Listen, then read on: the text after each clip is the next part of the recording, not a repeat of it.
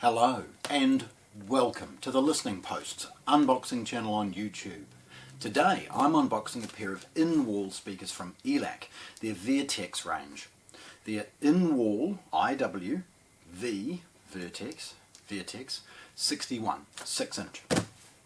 These are designed to complement their debut range. They're massively successful bookshelf and floor standing speakers that are stunning performing, amazing value, and it's lovely to see that Elac has transitioned into a pair of in-wall speakers designed to complement such a successful range of traditional speakers.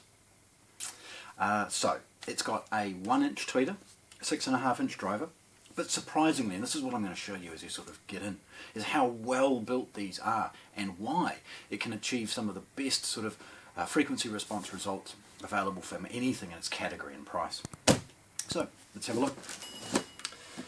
Most Elac packaging is pretty boring, okay? And this is a really good example. It's just enough to do its job. We've got some information, branding and the model number, the V62W for the in-wall, and a line drawing showing essentially what you're going to get in the box. There's some basic information and specifications, along with the fact that it'll get down to like 45 Hertz.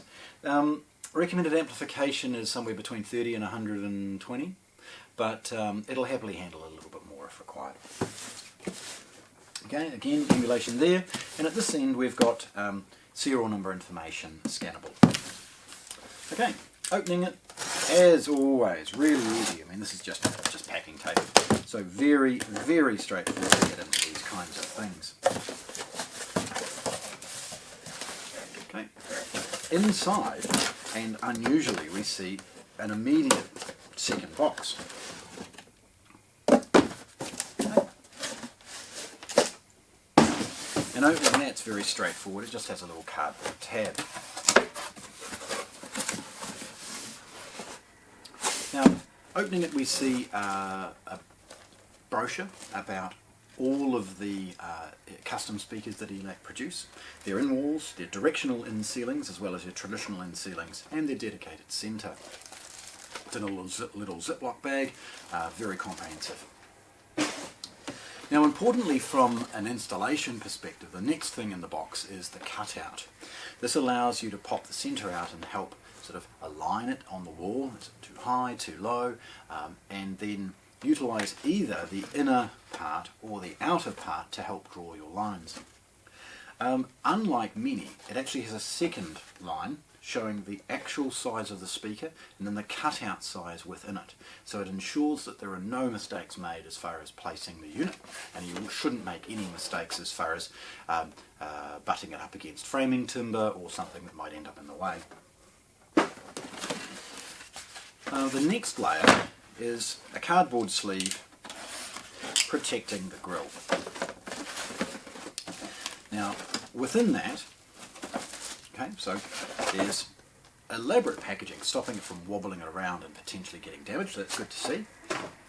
The speakers have a magnetic grille. Well, okay, magnets in the speaker for the steel grille. This is micro perforated, bent edges, so there's no bezel. And the Elac logo is an option you can add if required, rather than having to sort of peel it off and end up with a sticky mess. The speaker itself is relatively straightforward to take out of the next section, and it's great to see that they've utilised recycled cardboard as packaging. Obviously 100% recyclable, and worst case scenario ends up in landfill, at least it's going to decompose rather than hanging around in the environment for forever. Now, getting into the speaker itself is very straightforward at this point. It's just an oversized plastic bag. And this is where the surprising amount of work and attention to detail that we can see immediately. Most in-walls in their price point are relatively modest and kind of look a bit cheap. These have the disbursement array used in their debut reference series, and with that their silk dome tweeter utilised throughout that range. What you do see though is a unique bass driver. Now, to get the frequency response that they are looking for from such a compact box as far as the depth, they had to rework a few things. Now, they've taken technology from some of their much better speakers and introduced it with a relatively shallow magnet structure and voice coil to deliver a really excellent sounding speaker from a very small box. We see the tweeter in the mid-range, and then beneath that the Elac logo, and of course that's going to be covered by the grille, giving it a really sort of stealthy look.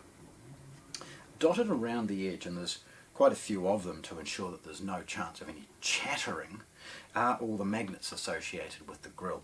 And it's wonderful to see that they haven't scrimped on those, because what we want, of course, is to have that grille firm and tight once installed. Looking at the side, we see the elaborate work that they've gone into to ensure that the speaker is also well protected in the wall, ensuring that dust and other debris cannot enter the main drive unit and potentially create something of a rattle.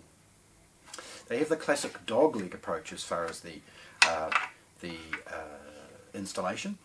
So a quick quarter turn of the Phillips screwdriver brings the dogleg out, and then wind it up slowly and it allows it to attach and hold the speaker in the jib.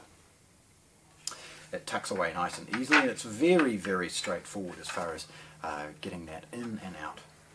There's enough of them also, as we see them dotted around the speaker, to ensure that it holds tightly, and its weight and potential vibration is distributed across a total of 6 dog legs, unlike many in its price where there might be only 4, running the risk of a potential chatter after installation.